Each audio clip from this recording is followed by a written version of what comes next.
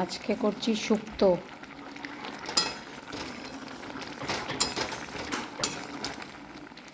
সব কিছু দেওয়া হয়ে গেছে, এবার নামিয়ে নেব।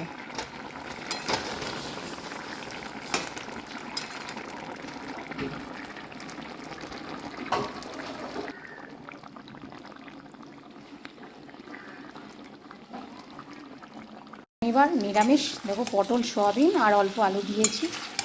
মশলা দিয়ে আমি এটা কষছি, সামান্য একটু জল দিতে হবে।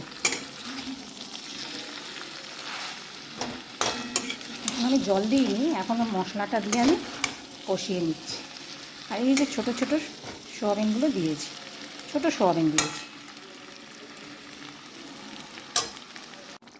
দেখো হয়ে গেছে, এবার আমি নামিয়ে নেব।